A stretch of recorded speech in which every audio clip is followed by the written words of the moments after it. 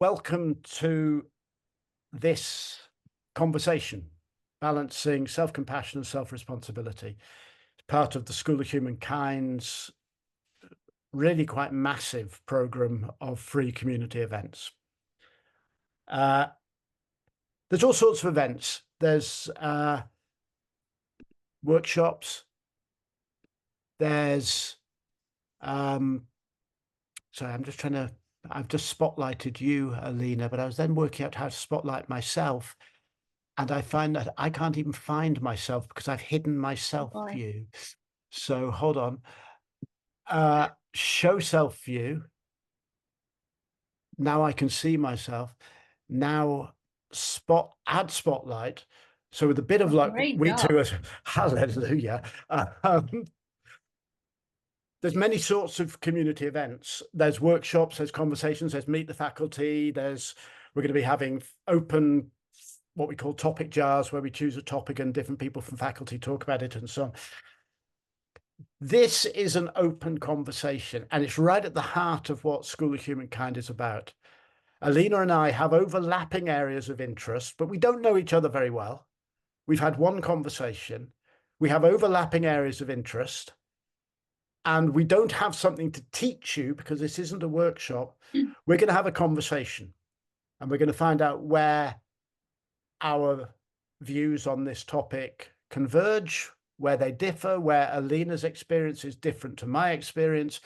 We'll talk for about 20 minutes, 25 minutes, and then really open it up to questions, of course, but far more interesting, just ideas, inputs.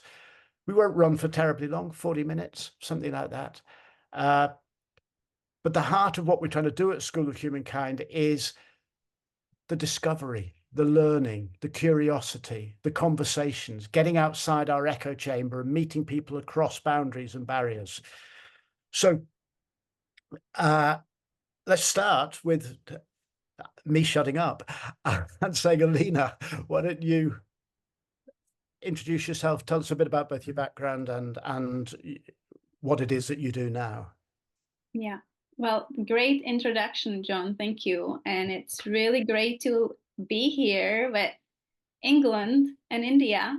I lived in both places for a while, and so I have a really fond memories of both. So it's really, really special for me to sit here with you all. I have a background in chiropractics, which I have left soon after I started my own clinic in Barcelona, because there has always been a part of me that knew that I could help people at a deeper level. And so when we play with words and language, I say I adjust above atlas, which is the most upper vertebra in our cervical spine. And the thing that's above it, it's our mind. And what I really mean by that is my focus is on working at the subconscious level of our being, because that's where a lot of our past experiences are stored. And a lot of those experiences are limiting from moments of intense stress and overwhelm, or even low chronic great stress that we experience throughout our life, mostly during the childhood, but also then throughout our adult life.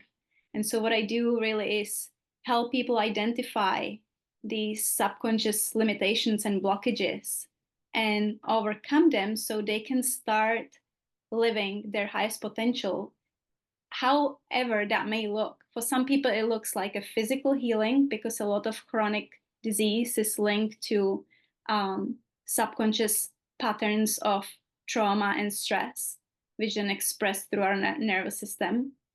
And when our nervous system is living in this heightened hypervigilance, this state of protection, the body simply cannot heal. And for some people, it looks like healing their relationships, and their intimate relationships, or healing their relationship with work, finding what is it that they really love doing, and then going that direction instead of being stuck with something that's not fulfilling them because they've been doing that for a while, or they think they should be doing that. So that's what I do.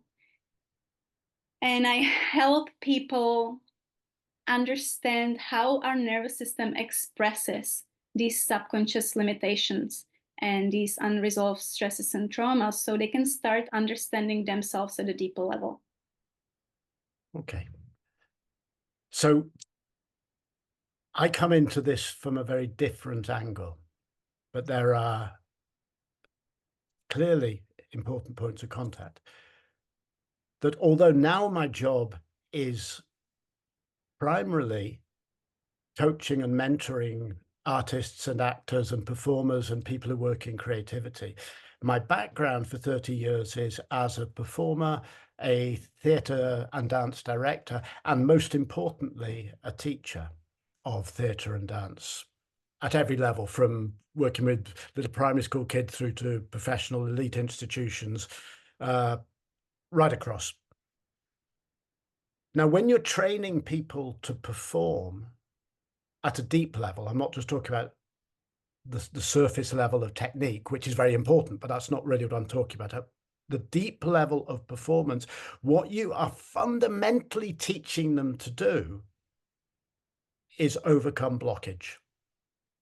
The blockage of fear, self-doubt, shame,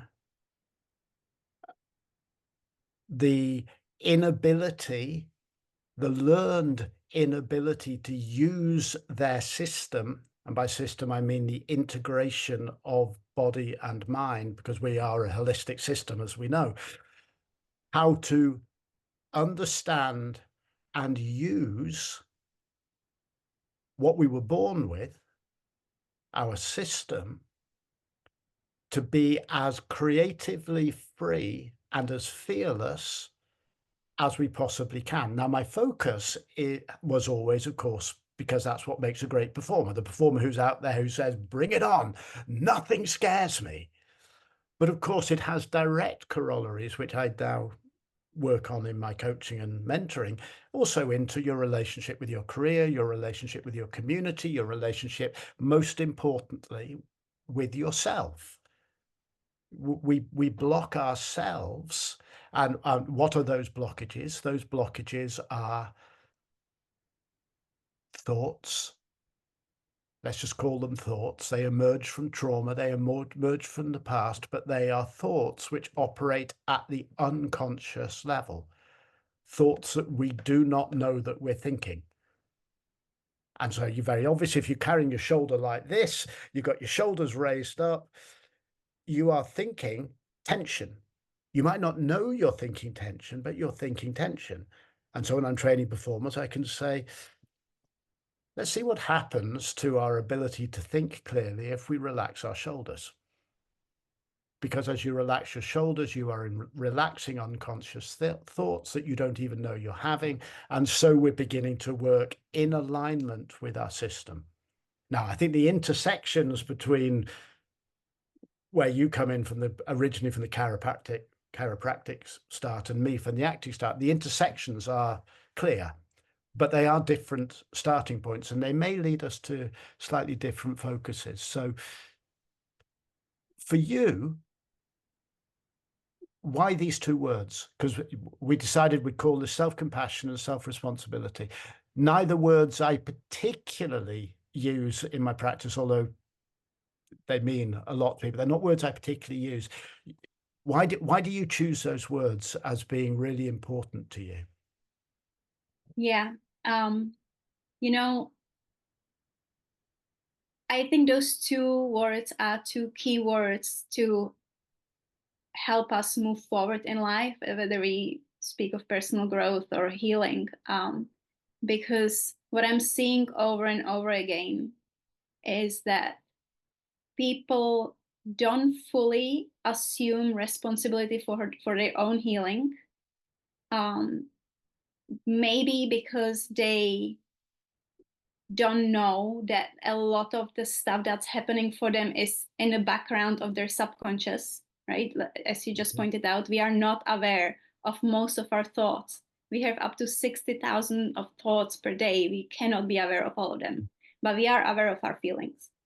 And so when we are not aware of ourselves at a more holistic level, that lack of awareness then kind of interferes with this understanding that there is a responsibility that I have here for my own healing, although maybe what happened to me is not my fault. There is a great quote by someone, I don't know if the author is known or it's not clear, but it says, "Your wounds are not your fault, but healing is your responsibility." And what I'm seeing also in a lot of people, that there is this tendency to blame and point fingers and say, when this happens outside of me, then I will be able to do such and such, right? Like, I can't change because he or she does this or that, or because my work is too stressful. So we constantly kind of looking outside of ourselves, which basically means we are giving our power away to our environment. As long as we are allowing an environment to control how we feel, then we will not be able to heal, because we just giving up our power. So And there's something, so, because there's something really interesting there, yeah, which is immediately an area which is a dangerous area when you're working with people. That so much of the time,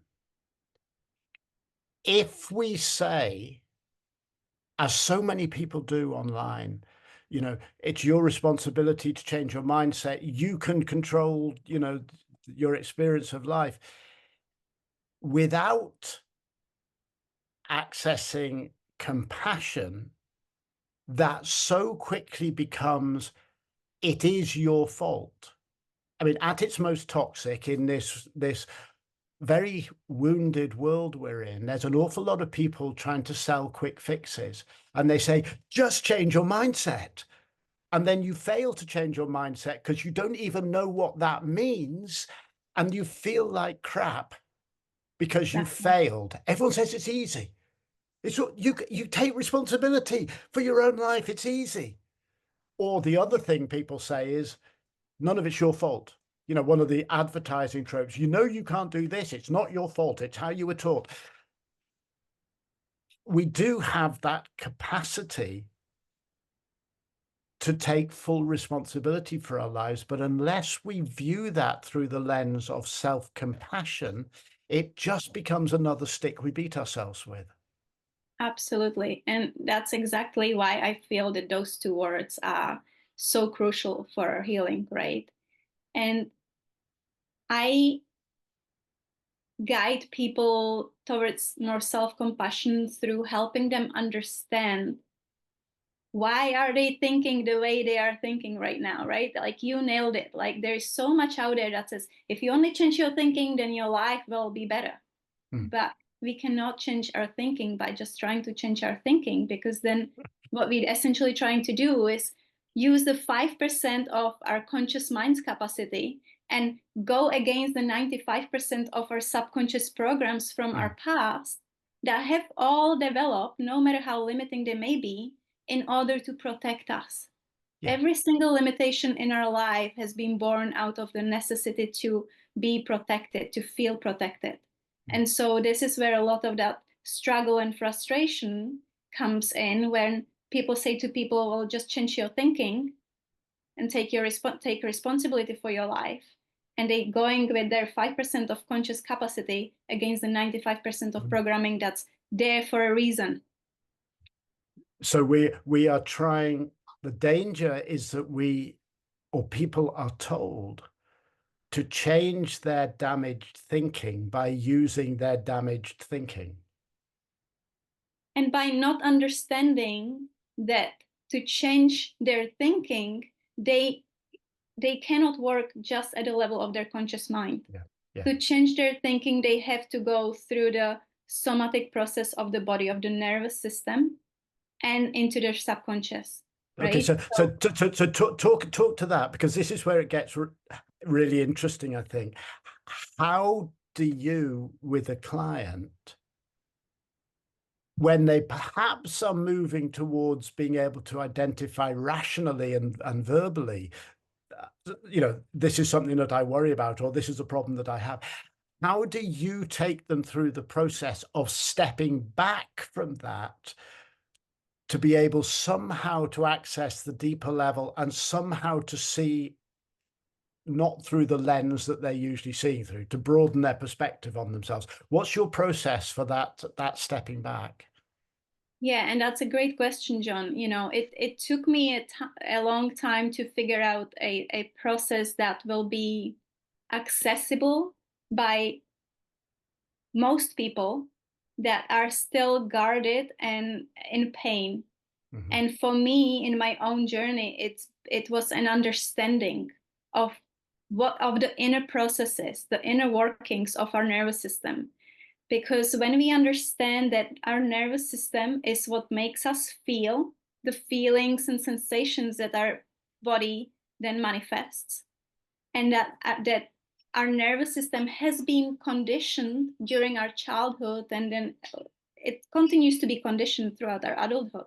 But the primary years were in our childhood to operate from a certain place, which our nervous system only operates from a state of safety, which is what allows us to heal and grow and become fearless, or from a state of protection, which is what causes this tunnel vision and brings in fear and brings in all these defensive patterns and reactions. And so when we learn to understand that whatever it is that we're trying to change and work on improving, it's actually not us.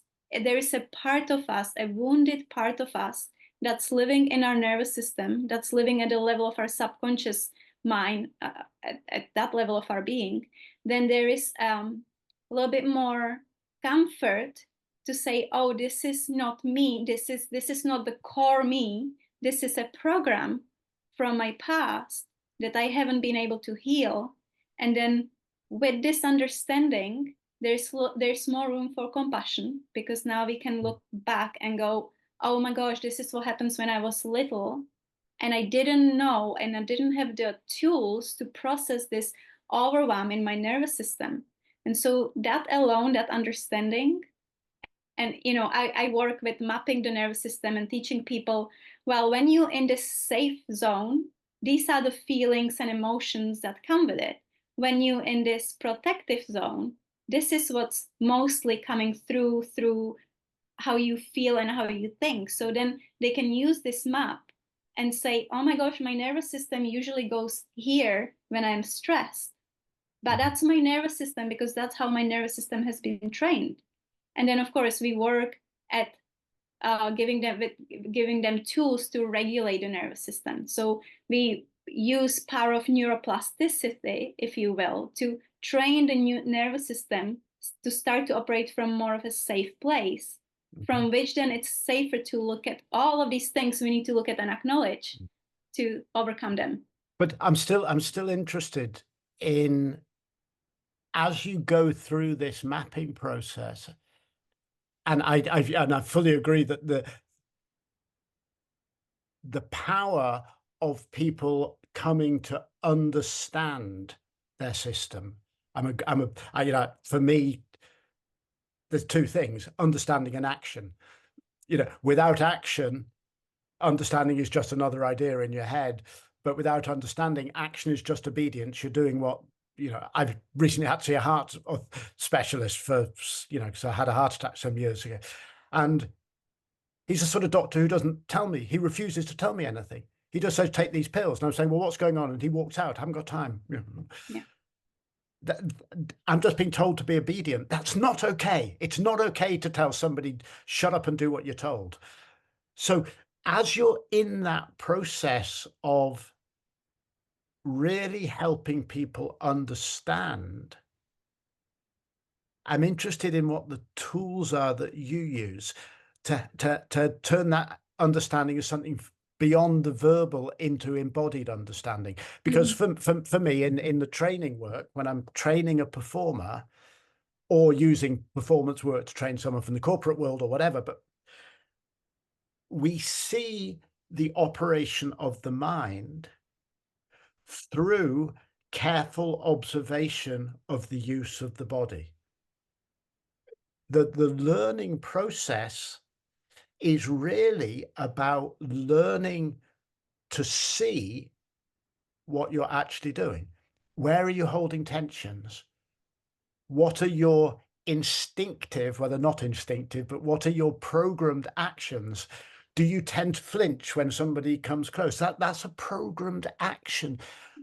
We s- we understand not by being told. I would never say to somebody, you're worried about people coming close to you, because then I'm just messing with their mind.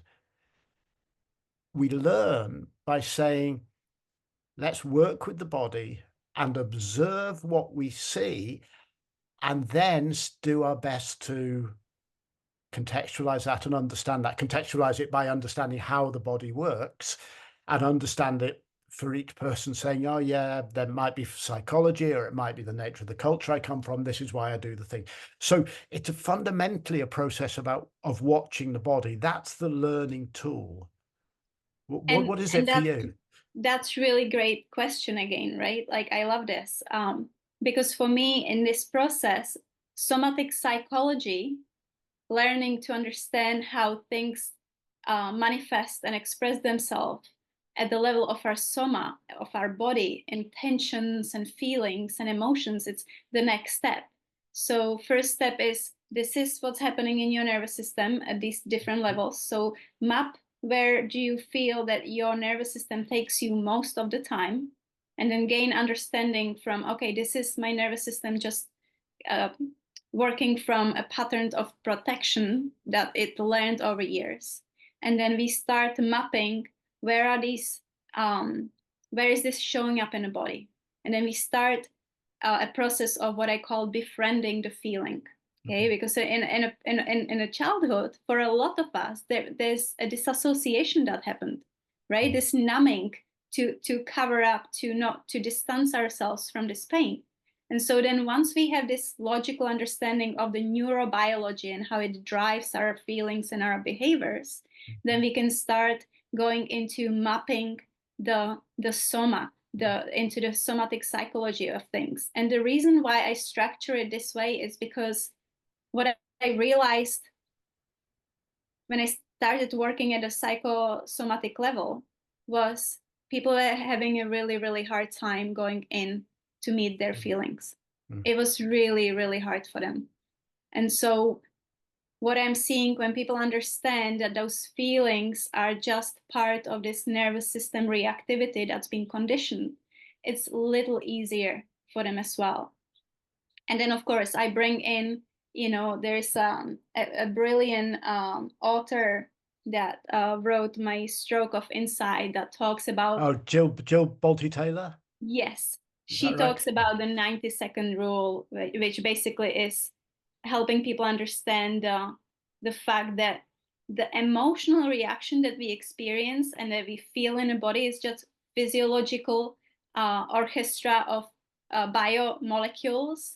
And if we are allowed to just sit with it and allow for it to fully express itself, then that cycle will expire in about 90 seconds. But what Mm. happens when we don't understand this, we go up here and we worry about it, and I shouldn't be feeling like this, and why is this happening? And then we reignite the cycle of that discomfort. Mm. And it just, we kind of get attached to it, and it lasts much longer than it needs to. And that's presumably fundamentally a place for self-compassion, where you go, not I shouldn't feel anger, but I am angry. I sit with it. I'm allowed to be angry. Perhaps I have damn good reason to be angry, but I sit with it and I wait for it to pass through my system, knowing that 90 seconds later, if I don't hold on to it, it'll go. But to be able to do that, one must be able to accept one's right to feel what one is feeling. And Yeah. self-compassion is really important in there. The other the phrase that I use more than self-compassion is radical self-acceptance. I call it radical self-acceptance because there's an awful lot of people who go, I'm very self-accepting. What that means is they're very accepting of the bits they like about themselves. Uh, Radical self-acceptance is being able to look yourself full in the eye to see the bits of yourself that you really struggle with and go, that's okay. That's okay. And that's so hard. It's so hard. Reminds me of a phrase that I can't remember. I'm sure some great teacher said it, but I don't know who it was. That the amount of compassion you have for the world, universal compassion, can be measured by the amount of compassion you have for the person you like least. Yeah. Uh, and Yeah. if we explore that internally, the amount of self-acceptance I have is really measured by how much I can accept about the darkest, most painful, most shameful parts of myself. Yeah. And without compassion, that just turns into another process of going, I'm lovely like this, but I'm an awful failed monster in these ways. Yeah.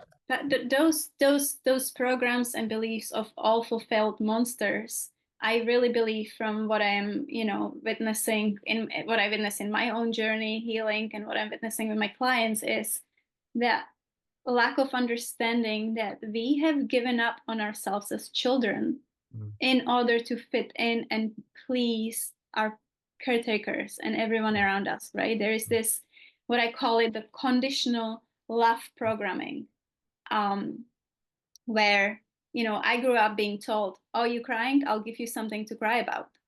And even the positive emotions get stifled, right? Just Yeah. imagine children playing and going super excited and parents telling them, calm down, like don't make so much Yeah. noise. Yeah. And so that authentic part of ourselves gets stifled, and then we because I could go on about the neurobiology of this for hours. Our prefrontal cortex is not developed, the logic and reason is not there yet. We need to survive. We need to make sure that our parents can look after us and be there for us. So the automatic thing is to blame ourselves. And so if mommy or daddy are mad at us one day, I'm wrong. I did something bad. Yeah. I'm not good enough. And so that monster, this is where the monster is born most of the time. Yeah. Yeah. So I recognize that very strongly from my upbringing. I had a slightly different experience later on in life, which was also which I've spent a lot of time thinking about in the last few years, which I was sent away to a boarding school where I seriously didn't fit in. My dad was a teacher there. I was a scholarship boy. I was arty. It was a rugby playing, muscular Christian school training people to go and be missionaries around the world, all of this crap. And I was bullied to hell for years. And if you are in a situation where everybody in your community loudly dislikes you and hates you, the only way to fit in is to come to hate yourself. That's why they often talk about people playing the clown, the one, the sensitive boy at school who plays the clown because laugh at me. You're laughing at me anyway, so I'll laugh at myself too. And so then maybe I'll get to fit in. And certainly I went through a process at the age of 12 or 13 where I learned very strongly that the only way to get through a 14-week term of staying in a place where I was being bullied was to make it very clear to everybody that they were right. I was contemptible. I was a fraud and a fool and, whatever else they wanted to call me. Much worse words than fraud or fool, that's for sure. So that dissociation is powerful. Now, what is the actual space where a client or a colleague can experience the possibility of change, not understand it, experience it? For me, again, training performers to move beyond blockage, it will be working with the body and creating situations where they'll suddenly go, wow, I'm feeling really free. And then afterwards we can go, you see, you can let go of those things that you're putting in your way. And then are willing to change because they have tasted change. Yeah. What for you is the moment of experiencing change with a client?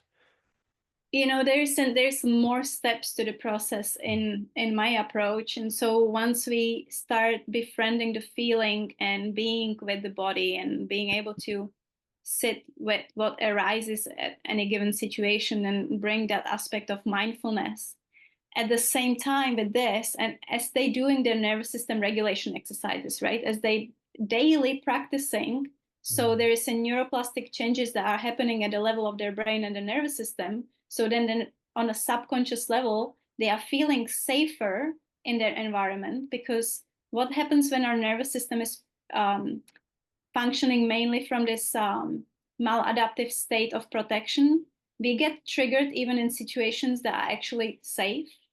And then that's the inner conflict. And we go home and hours later, we're like, oh my gosh, why did I get so anxious? Or why did I get so triggered by this person? I see it later, but I didn't see it then. And so we work at all of these aspects of the nervous system, because that's what expresses in the body, that tension. But at the same time, then I come in through a subconscious therapy approach where I am mapping the subconscious mind, and I'll through various emotional techniques that I have in my pocket, and we are able to go through what I call the layers of the onion, right? Like we go through life and we acquire all these tensions. And so we have to be careful and respectful of what is the layer that the body, the mind, the nervous system are ready to remove now. So we don't rip into the core of the pain and then re-traumatize the person. And so we go into mapping, and in these instances, what it looks like is I will bring up a year, like sometimes in your childhood when you were 5, something happened with your dad. Is there conscious recollection of that? No, which is normal, because the mind will block. There's a fragmentation at the level of memories that happens to protect us from remembering these painful experiences. And then through the techniques that I'm working with, what we do, we go through the body again, because the mind doesn't remember. But okay, so let's close our eyes, see where it manifests in the body. Now I have the permission from the subconscious of the client to even identify the time and the person that was involved in this layer of tension. And then we go through the somatic approach, and then I use the techniques I work with to do. I call it unwinding or discharging that emotional hold, that charge that's been sitting with that memory that is actually not being remembered in a conscious mind. And what that does for people is sometimes they'll remember later, but they remember because it's now neutral memory, it's not emotionally charged. And sometimes they might not remember, but whatever aspect of their being we've been working on in correlation with this, then they'll come and they'll say, oh my gosh, I see it so clearly now. And when that clarity hits, there is no other way but take action, right? Like, stop putting too much on your plate, because this is just an excuse for you to get away from that unresolved trauma, to keep yourself so busy and end up being burned out over and over again. That's just one example. And then the action can finally take place when that clarity comes in so strongly. Fantastic. I'm very aware of time. Just as we move just towards, we'll keep going for a few minutes, but any of the 4 of you who are here with us live, if you want to throw in, of course, there's questions, but also just thoughts or reflections. If you want to reflect on any of that, just wave and say so. Otherwise, Alina and I will very happily keep talking for hours, I'm sure. But please feel free to enter into the conversation if you would like to.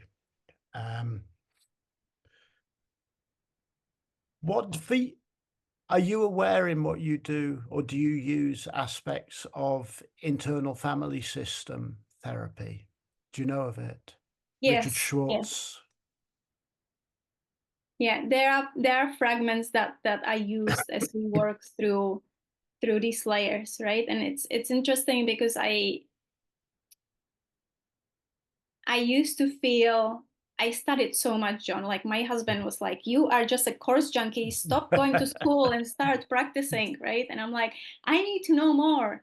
And the reason being for that is I see it now. I don't know how many different modalities I can pull from because everyone needs something else in any given time. So what we essentially are doing, we working at the level of priorities. What is the best thing that's going to serve you right now? And sometimes we implement a little bit of the integral family systems. Sometimes we work at the different levels. Yeah. It's really, and we started with sort of talking about how, what for me is one of the dangerous and frankly toxic aspects of a lot of work that's promoted these days is that it's one system, one size fits all, just do this thing and you'll be fine. Nothing is more important than the ability either to have individual work or small group work where, because we're all unique, we can, each of us, however we do it, find the right way, the right person for us. And what the right person for us today might be different to who the right person was a year ago, or who the right person will be a year from now. Just finding that moment where you go, this modality, this person, this tone of voice feels to be the one that opens a door. Yes. Simple as that. And no checklist and no single approach No, just can do that. yeah, that's so true. You know, you just reminded me in my 20s, 25 years ago, I was teaching yoga and I was trying to get everyone into going to a yoga class, right? And people were telling me, it's not for me. I tried it. I'm like, keep going, go to a different teacher. You need to find your person. And for some people, they were never going to do yoga. I always tried to get into yoga, and now I have a regular qigong practice because in the end I could never quite find yoga's flow in me, which will upset Nikhil deeply, I know, as a highly committed regular yogi. But for me, it was qigong. Found something else. Yeah, and honoring that within ourselves too, right? Like sometimes we beat ourselves up over things like this. I should be doing something like that, and I should be. It comes back to the self-compassion thing, doesn't it? We are constantly driven towards the word ought. I ought to be doing this. And we are constantly living in this binary of right or wrong, good or bad, successful or failure. And nothing in the world really inhabits a binary except human thought. Binaries don't really exist. No. Everything is a spectrum of things, and yet we sit in that. I ought to be able to do this. I'm failing because I don't do that, and so on. But the heart of the self-compassion also surely is going, it is what it is. It doesn't mean I don't take responsibility. Doesn't mean I don't take action. It doesn't mean I don't go, don't be such a prat, get on with it. Sometimes I kick myself up the ass, but always from the position, I guess, of trying to say, right now you are genuinely trying to do the best you can. Mm-hmm. And if you're struggling, it's because you're struggling. There's something you're struggling with. You're not an idiot. You're not a failure. You're struggling. When we're stuck in a repetitive pattern, that's really hard. But to know when to say, back off, you're stuck, and when to say, no, I refuse to be stuck. I'm going to kick myself up the ass and do something. It's not either or. They exist together. You can kick yourself up the ass if you have self-compassion. Otherwise, you're just beating yourself up. But with compassion, yeah, in the same way that, like a kid who's fallen over and hurt themselves, you can say to them, Do that again. Not if they're going to damage themselves and hurt themselves for good, but you can say, actually, you were mighty close then. Try that again, you'll be right. And that's actually compassionate. It's not compassionate if a kid falls over and say, oh, come inside, sit on the sofa, let me give you chocolate. That's just smothering someone, and we can smother ourselves sometimes as well. Yeah. Yeah. And you know, the other point that you bring up here, or that came into my mind as you talk about self-compassion, our brains are hardwired for this negativity bias. Again, this is a survival strategy, right? And so the more we beat ourselves up over things, the less self-compassion we have for ourselves, the more we kind of solidifying this negativity bias within our system. And then the brain is forced more to look out for the negative. And then someone says something nice about you. Oh my gosh, you did such a great job in this presentation, or you did such a great job writing this book. And then you'll remember the person that told you, oh, I don't like your hairstyle. Yeah. Not a problem I have, generally speaking, has to be said. And what is it they say, you know, it's a rough statistic, but it's something like the 3 positive events necessary to outweigh a negative event, something like that. Positive negative asymmetry is so powerful that what we experience as a negative event is about 3 to 4 times more emotionally powerful than a positive event. Yes. Well, because the nervous system just wants to keep us safe. Priority number 1. Priority number 2, it's healing and personal growth. Yeah. And so it's about creating that safety for us within ourselves. Yeah. I'm going to just ask, is there anyone, because I'm very aware of time, and at School of Humankind, I want to try to keep things to 45 minutes because I think that's a good length of time. Would anyone like to reflect, comment, throw in a thought, clarify something? I want to just specifically open up. I just Hey have there, one Deb. little question that I wouldn't mind hearing you both comment on, which is just for you as you work with clients, what is the role of practice, like a particular practice?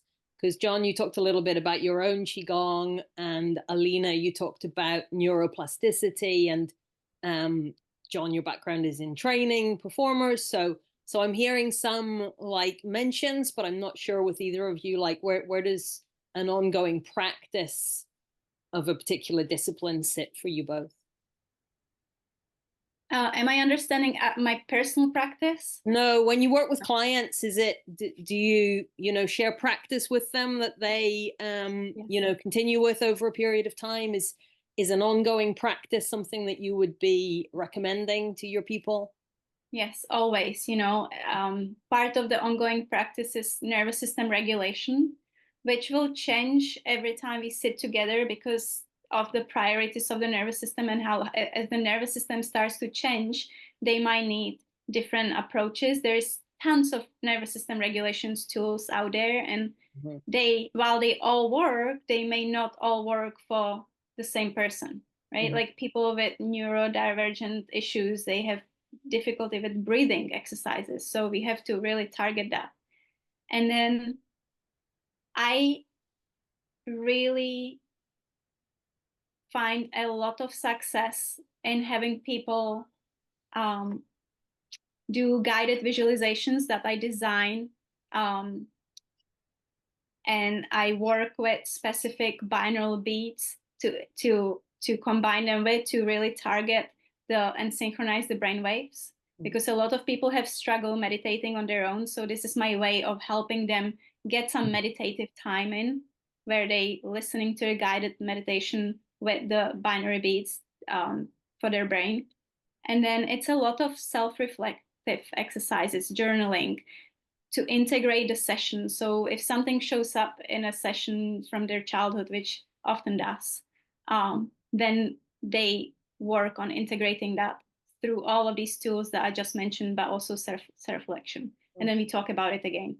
Okay, thank you. So for me, the practice thing it's really important. And, I don't so much train actors directly now, but when I did, one of the things I would say repeatedly would be get a practice. a meditation practice, a yoga practice, whatever, it doesn't matter what it is, have something that you do regularly. And I think very much like, as you're saying, Alina, these days I would tend to say to people, have a practice, might be a formal practice like yoga or whatever. It might be a regular walk. It might be painting. It might be movement, improvisation, just dancing to music. It doesn't matter, but something which is a familiar space that you can return to. And it becomes, I think of it as a psychic safe space, something where you can just go, now I have trained myself to know that I am not in danger at this point. And just that act of creating the psychic safe space is part of the regulation of the creating the space for the deep level shifts to happen. For me, it's Qigong and painting. You know, I go to my desk and paint, or I do my regular Qigong.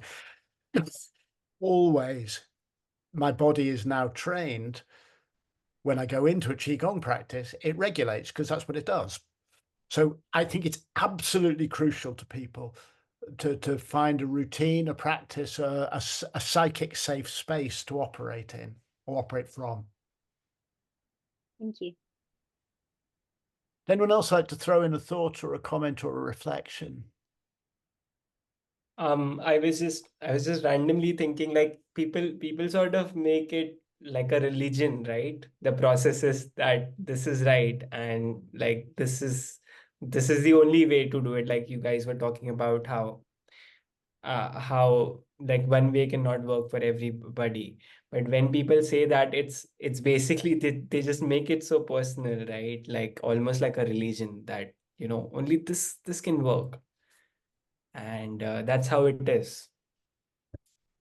So I just wanted to say it as a comment. Does that feel useful to you, that people really, really personalize their work?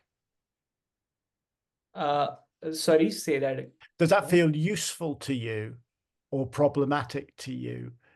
That It does people, feel, I don't think it's useful because for the same person, I mean, one thing could work at one point and yeah, might not at other time. So yeah. definitely, I mean, that's not helpful. I don't think so. See, for me, that, just as we were saying, that, you know, one sort of approach might suit somebody at one time of their life and whatever, because we constantly go through processes of change. I mean, I turned 60 a little while ago, a couple of days ago. I'm different to how I was when I was 50 and different when I'm 40. And if I'm still trying to do the things at the age of 60 that I was doing at the age of 40, because somehow this is what I do, I've simply failed to notice the fact that 20 years have passed. So that compassion, again, we're back to that, for your own changing needs seems to me fundamental. Excuse me. I also caught flu the other day and I'm only just recovering. It seems fundamental to going, this is what I need to do now. And it is a practice and I will have discipline. But when it no longer works for me, I'll find something else. You know, things have cycles. They go through, they work and then they stop working because we change.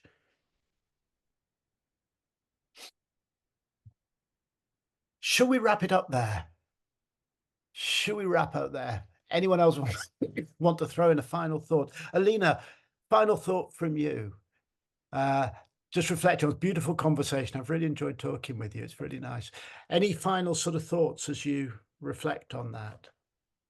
Final thought, I mean, maybe just a word of encouragement, right? Like every single time or in the moments of getting triggered, remember to get curious about maybe being able to invite a little bit more self-compassion and curiosity, really curiosity about what is triggering my nervous system to go into this protection mode. Why is my nervous system think that this is dangerous or uncomfortable? And just reflecting on that with compassion and curiosity. And, you know, to the point of working at a soma level, befriending your body, befriending those feelings that come up and arise, and just giving them space to move through you. I mean, this is more encouragement than reflection, but I think it's so vital for us to be able to move forward. Totally. Absolutely. I'm fascinated by that. I'm now thinking a lot about the whole notion of practice, that moment of transformation. What is the moment of encounter? Listening to you going, it's really sparked me thinking about the moment at which the client experiences change or the possibility of change, where we move from understanding into action, or verbal understanding into embodied understanding. There's a whole lot of stuff there that's really rich. Yeah, I love playing with language with my clients as well, you know, and calling or having them view triggers as opportunities, because every time we trigger, every time our nervous system lights up, it's calling us and saying there is something that still needs healing. I'm giving you opportunity right now. This is your moment to start healing that part of yourself. Beautiful. I want to mention that a week tonight, next Thursday, Alina is running a solo session, the neuroscience of stress relief. Is that right? Is that right? Stress resolution. Yeah. Stress resolution, the neuroscience of stress resolution. It's free. You sign up on the School of Humankind community page where you signed up for this one. Next Tuesday, I'm running a conversation with Gabby Cadena, who's a Mexican-American, and she's interested, or her whole background and her work is in organizational psychology. She works in a more business-orientated area, and we're going to bring together what I understand about the training of ensemble with what we understand about the psychology of organization, whether in a classroom or in a organization or community groups or whatever. So we're going to have another conversation a little bit like this one, where we see what emerges from that. And then there's plenty more coming up on School of Humankind as well. So pop on over and have a look to see what's coming. For now, I've had a real blast talking with you, Alina. It's a real joy. Thank you. Me too. Me too. Thank you, John. And thank you all for joining us. Yeah, thank you very much for joining us. It's been really wonderful to have you here. You'll take care out there now. Thank you. Bye. Thank you. Pleasure, Jenny. See you, Nikhil. See you, Jenny.